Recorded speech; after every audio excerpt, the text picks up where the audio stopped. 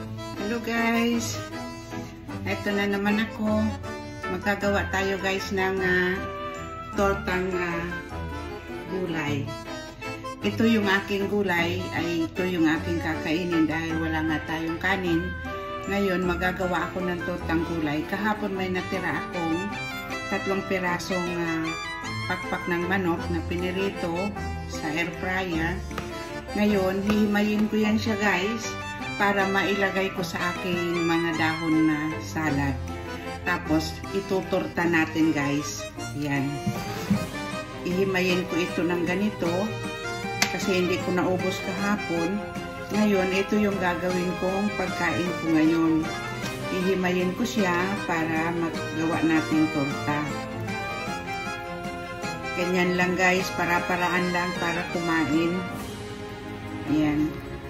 Gawa ng kailangan nating magbawas, ito yung aking gagawin. Sayang naman kung hindi ko ito kakainin, ay ilalagay ko na lang sa torta. Magtutorta ako ng itlog at saka gulay. Yun ang aking kakainin ngayon.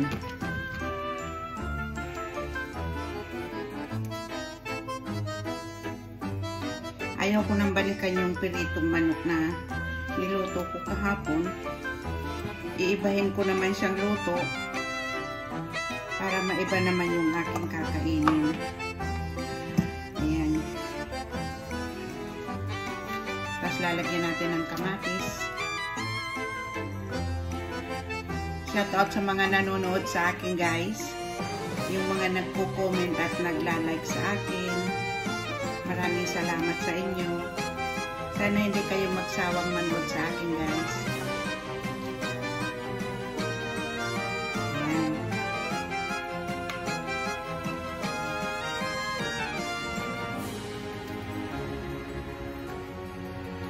Medyo matigas-tigas na yung manok kasi bahaw na nga.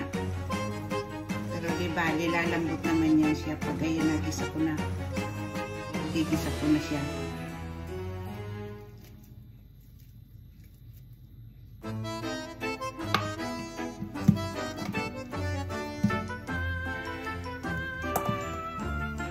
Marami rin, 3 pakpak ng manok. Madami din, oh.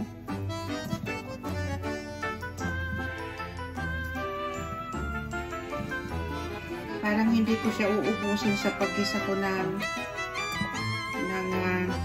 torta. Para mamayang gabi, igigisa ko naman siya kasama ng repolyo.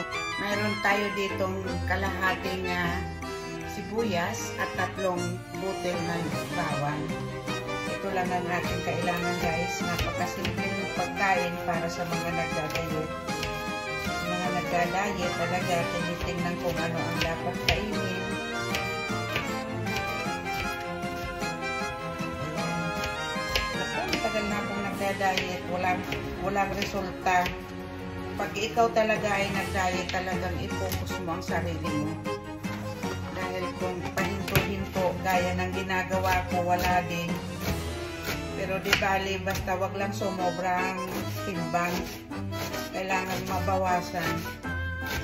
Bawas-bawas. Ayan.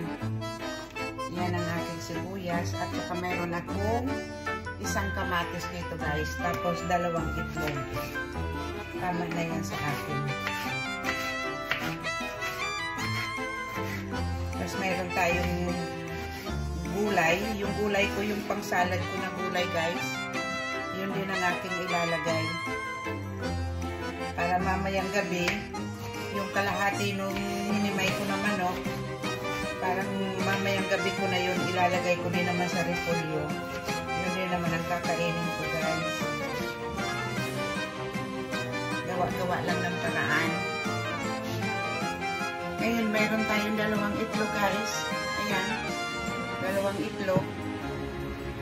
At babatihin natin yung ating itlog. Ayan.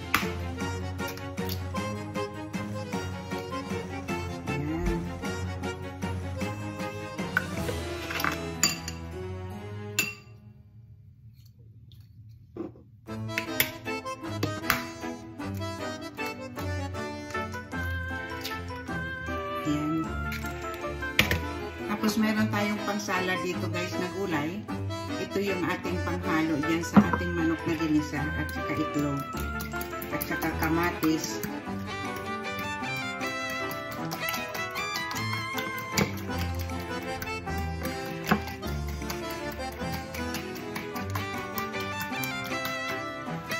Ang panglasa natin ay magic sarap lang. Ayan, meron tayong kawali dito.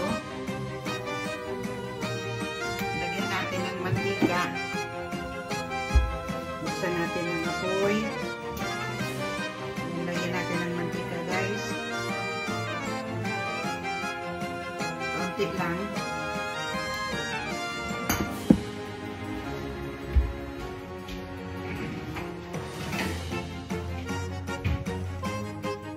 Habang pinapainit natin ito,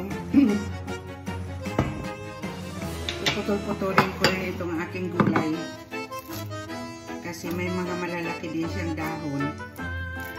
Ayan. Isang mangkok lang na maliit na gulay at saka may kamatis tayo, sibuyas at saka manok. 2 itlog, okay na yan. Ito mainit na guys, lagyan na natin yung ating bawang. Ayan.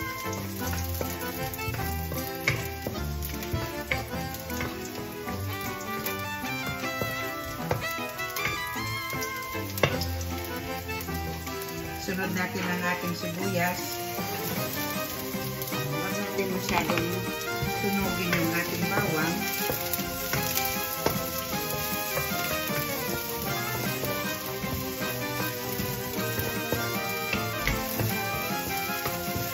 Simpleng luto lang guys. Pang sarili lang naman. Pag ako naman ay may bisita, lumuluto naman ako ng madami. Pero pag sa akin lang talagang kaunti lang talaga guys. Ilagay natin ang ating kamatis. Ayan.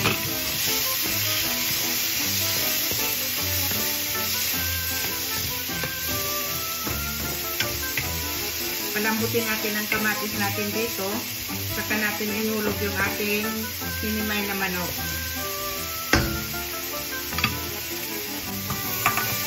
Ngayon, ilagay na natin yung ating manok guys. Yan, kalahati lang. Kasi meron pa tayong itlog. Protina din yan. Ngayon natin, ilagay na natin yung ating gulay.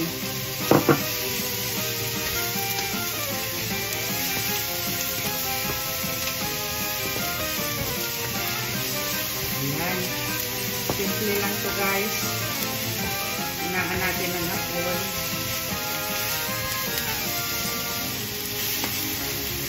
Ngayon saka natin lagyan ng paminta. Saka natin ihuhulog yung ating itlog.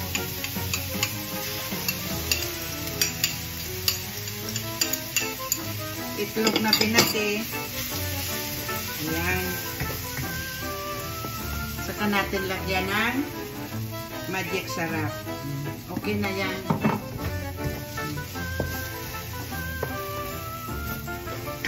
Ito na yung aking tanghalian.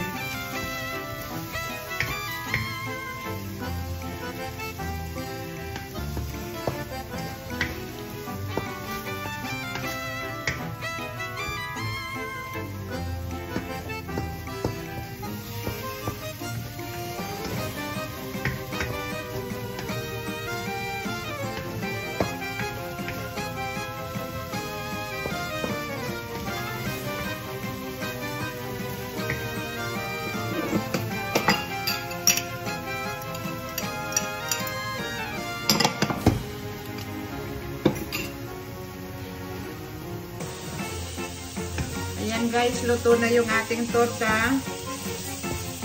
Ayan. Ayan guys, oh. Ayan na. Yan yung aking kakainin ngayon. Luto na. Tikman natin guys.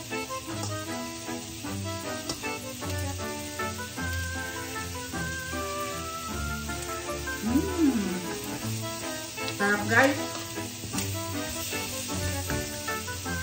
Sarap na.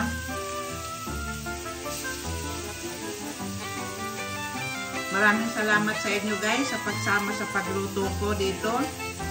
Maraming salamat sa panood sa akin. Bye-bye. Bye-bye.